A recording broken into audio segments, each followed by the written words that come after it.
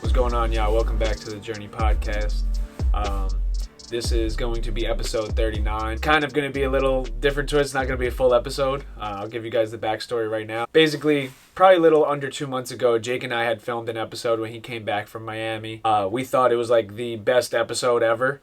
Right when I said my closing statements, my camera had died, and we were like, yo, like, that's God, that's the universe. Like, this was our best episode. And it was just funny because immediately after we dumped the footage and went to listen to the audio, and Jake's audio didn't work. The XLR cable was fried, and we saw on the Zoom recorder that like the levels were bouncing, but I guess that was like the buzzing noise because when we listened to it back, it was just buzzing every time Jake spoke.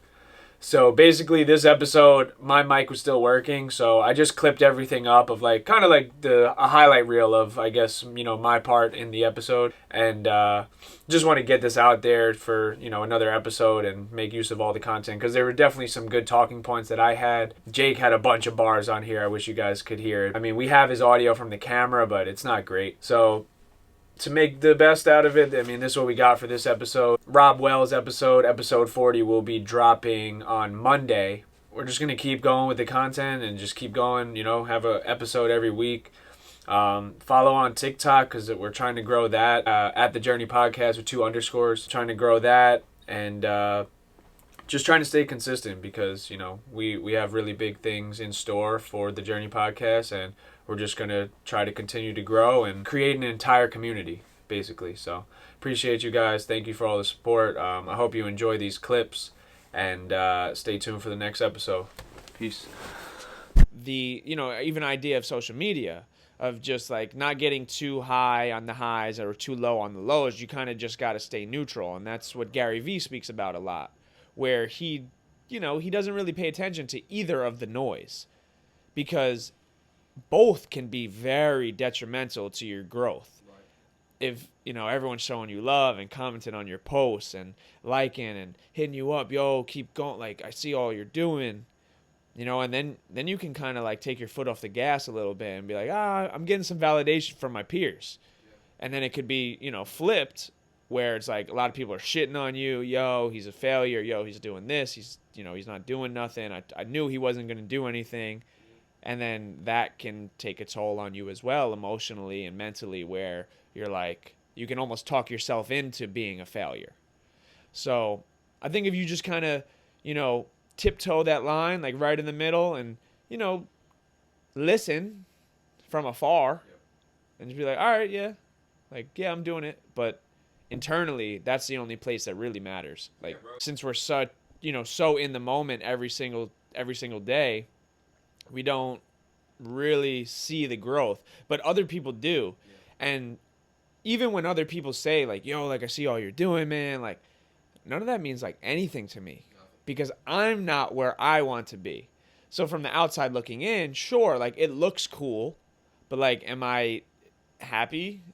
Yeah, I'm happy, but am I happy like to the point where like I can chill? Nah. I don't know if I'll ever be at the point where I can just chill. Like, there's always room for improvement. It's so hard to appreciate what I have because there's no time to stop and think. Yeah. I've been in that same thing where, like, I've kind of let the mental go.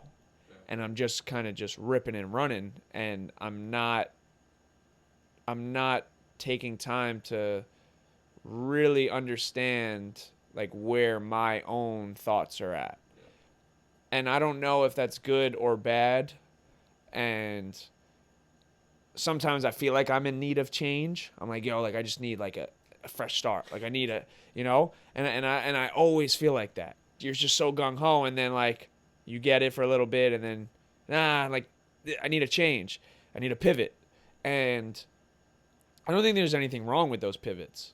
I think they're necessary because I feel like too many people, once you keep doing the same thing for too long, you get complacent. Yep.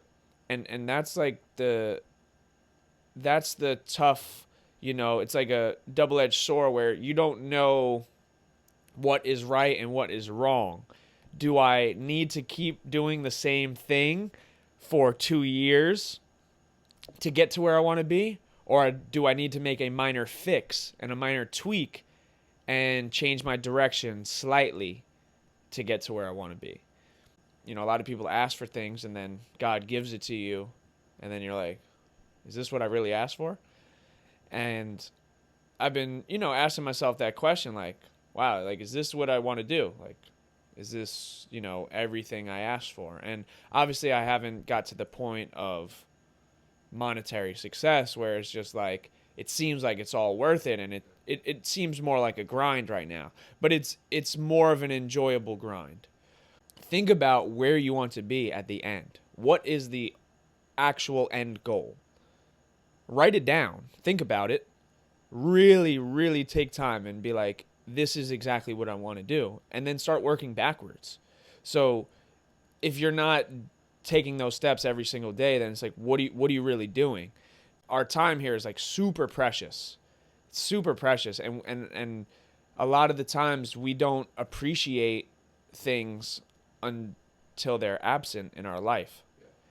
Until we don't have it anymore. And that goes with experiences, people, even like what if your last video you shot was the last video you ever shot? Did you really understand like how precious that moment was?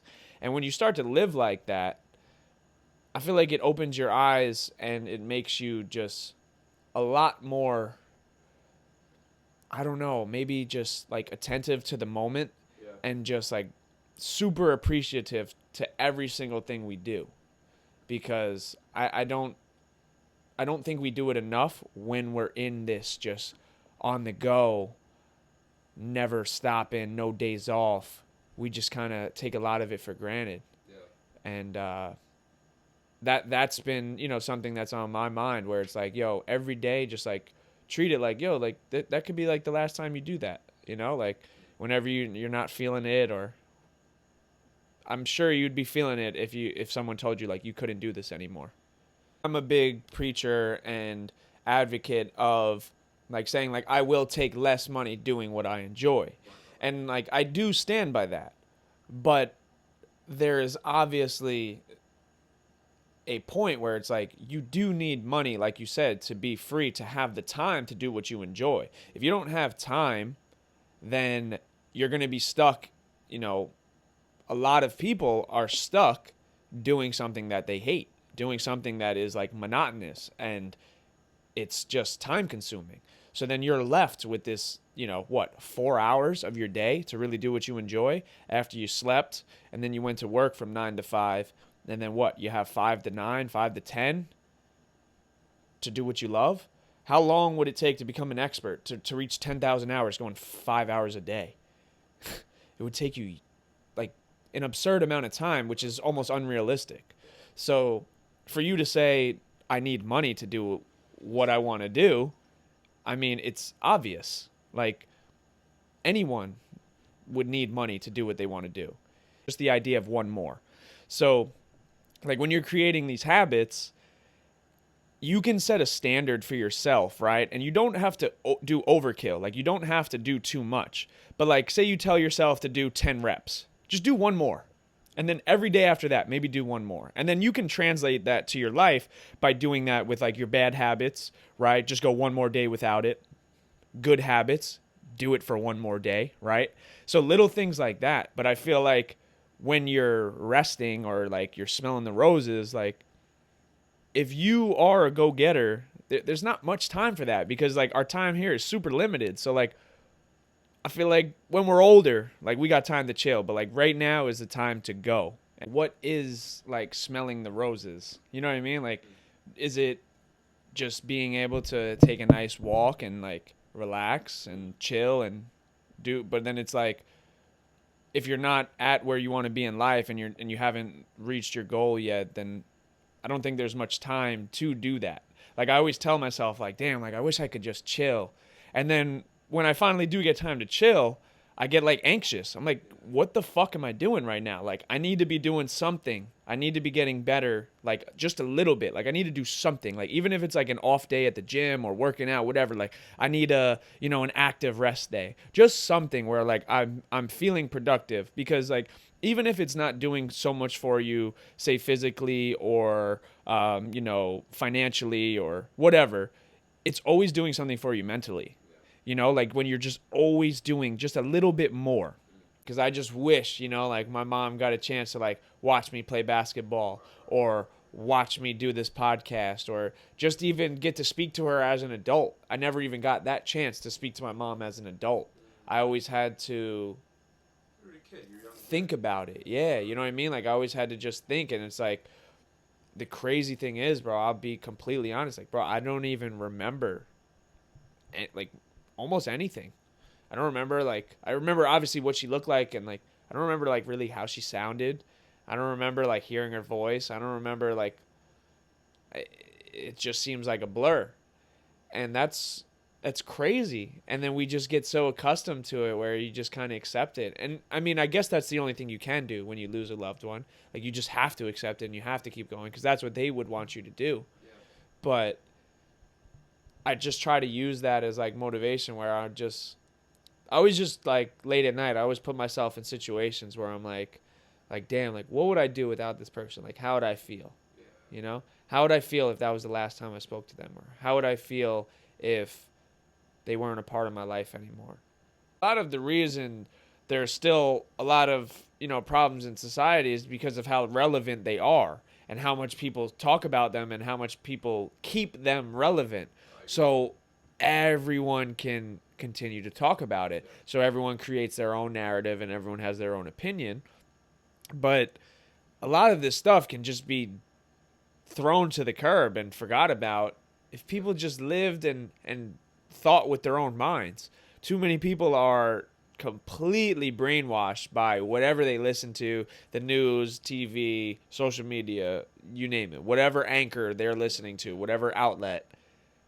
Bro, they're brainwashed. Ever since my mom died, I understand how serious situations can get. So if it is not going to affect me 5 minutes from now, an hour, a day, a week, if it's not going to affect my life, why am I wasting time stressing about it, or why am I wasting time starting an argument or being mad about a situation that in the end I won't care about afterwards? I lost my mom when I was 12 years old, and I'm like so numb to it where like I can't even like get emotional. I don't even know the last time I cried about my mom dying. I can't. I literally do not know the last time I cried about it. I could cry more thinking about envisioning a situation that hasn't even happened yet than thinking about a situation that already happened because I'm so numb to it. But it's been so beneficial to my life because I've been through so much shit and I downplay all of it. And when I tell people my story, people are like, holy shit. Like, right? They say hell is looking at the person who you were supposed to become and you guys are strangers. That is the actual hell. Seeing yourself and seeing all the things and reading. David Goggins talks about a paper, getting to heaven and reading a paper, like reading all these things. And he's like, nah, that's not me. And then God is like, nah, that is you. But you decided to be this. Yeah. I can't afford to have days where I can't be 100%. That is the difference between a lot of people. A lot of people can give 40, 50, 60% of their days and it doesn't change their life. Me, if I don't give 100% or at least 95%, or I don't feel like I can get 1% better each day, I feel like I failed that day.